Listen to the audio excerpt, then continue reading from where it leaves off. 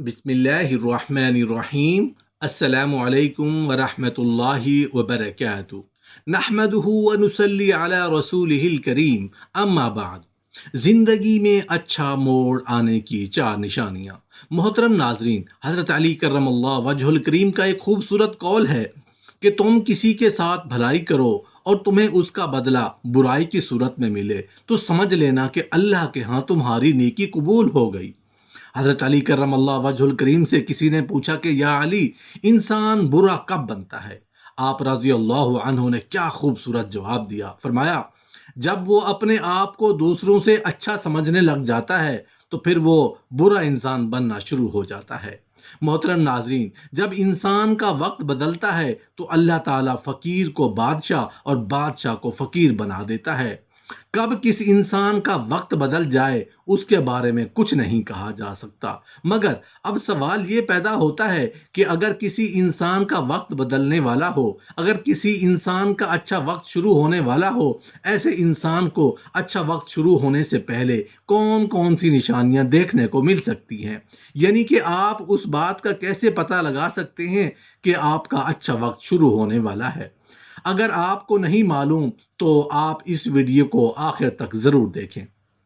جب اللہ کسی انسان کی زندگی میں اچھا وقت لانے کا ارادہ کرتا ہے تو اسے کچھ خاص نشانیاں بھی ظاہر کر دیتا ہے۔ یقیناً تم بھی اپنی زندگی کے انتہائی مشکل اور دشوار راستے پر سفر کر رہے ہوں گے اور ہمہ وقت اپنے رب سے دعا اور ہر طرح کی تدبیر بھی کرتے ہوں گے کہ کسی طرح جلد یہ کٹھن راستہ بہترین موڑ کی جانب گامزن ہو کر اچھا وقت لانے کا سبب بنے۔ تو سنو، اللہ تعالیٰ نے انتہائی حکیمانہ طریقے سے زندگی کے مظاہر میں ہر طرف وہ آثار پھیلا رکھے ہیں جو حقیقتوں کی صاف صاف نشاندہی کر رہے ہیں۔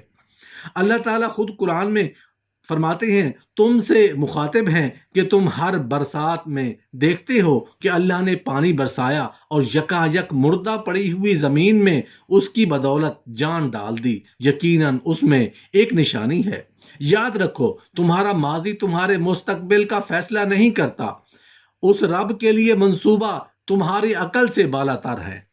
جب تم سنجیدگی کے ساتھ حقیقت کی جستجو کرتے ہو تو تمہیں یقین کی اطمینان بخش بنیادیں مل کر رہتی ہیں۔ وہ وقت یاد کرو جب فرعون نے اپنی بادشاہی اور اپنی دولت و سرود پر فخر کر کے موسیٰ علیہ السلام کو حقیر سمجھا، مگر خدا کا فیصلہ کچھ اور تھا، جس نے آخر کار یہ ثابت کر دیا کہ اصل میں حقیر کون ہے اور بلند مقام کس کا ہے۔ یاد رکھو، اللہ کے قانون میں تغیر کبھی بھی یک لخت نہیں آتا، لیکن ہر بات پہلے سے لکھ دی گئی ہوتی ہے۔ واصف علی واصف فرماتے ہیں، جس شخص کو اپنے مستقبل کے بارے میں شکوک و شبہات پیدا ہو جائیں تو سمجھ لو وہ شیطان کی گرفت میں آ چکا ہے، کیونکہ تمہارے اندیشے خوشیوں کے راستے میں رکاوٹ ڈال دیتے۔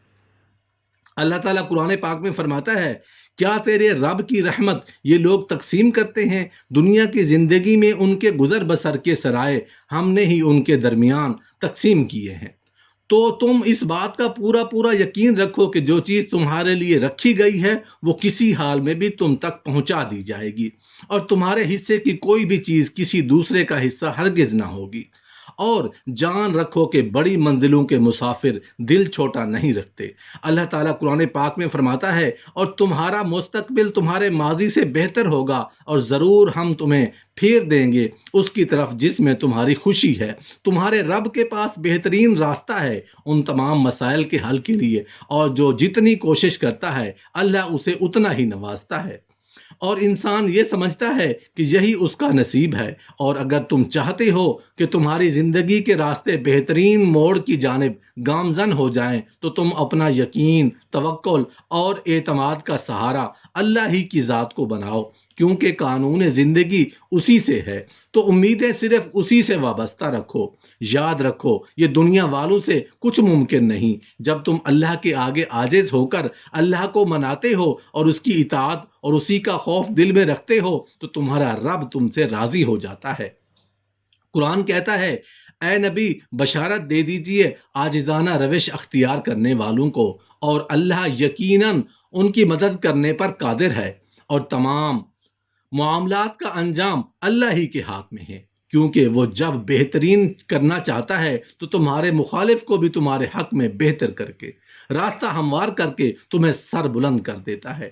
جانتے ہو، جب اللہ کسی کی زندگی میں اچھا موڑ لانے والا ہوتا ہے تو اسے کچھ خاص نشانیاں بھی ضرور ظاہر کرتا ہے، جس میں ایک نشانی تو یہ ہے کہ حضرت علی رضی اللہ عنہ نے فرمایا کہ جب تمہیں اپنے رب کا ذکر سننا اچھا لگے تو سمجھ لو کہ تمہاری زندگی کا اچھا موڑ آنے والا ہے، کیونکہ جس پر رب مہربان ہوتا ہے اس کے دل میں سب سے پہلے اپنی محبت ڈال دیتا ہے، کیونکہ تمام تر طاقت کا سر چشمہ تمہارے رب ہی کی ذات ہے۔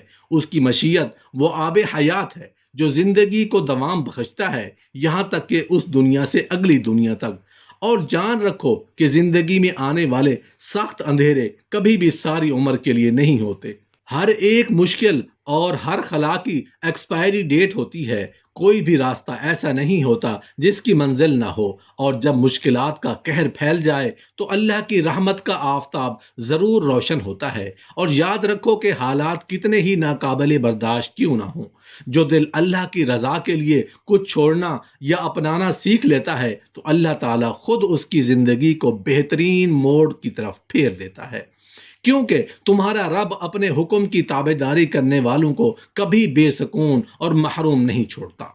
اللہ جب تمہاری زندگی میں اچھا وقت لانے کا ارادہ کرتا ہے تو اس کی ایک نشانی یہ بھی ہے کہ اللہ پہلے تمہارے منصوبوں کو توڑ کر چیزوں کو حقیقت پر تم پر کھول دیتا ہے تاکہ تم آنے والے طوفان کو بھانپ سکو، پھر وہ خود تمہاری زندگی سے ان لوگوں کو دور کر دیتا ہے جو تمہارے لیے تکلیف کا باعث ہوتے ہیں، اور بہت جلد وہ دروازے تم پر کھول دیتا ہے جو در حقیقت اصل سکون اور خوشیوں کی کھڑکیاں تم پر کھولتے ہیں۔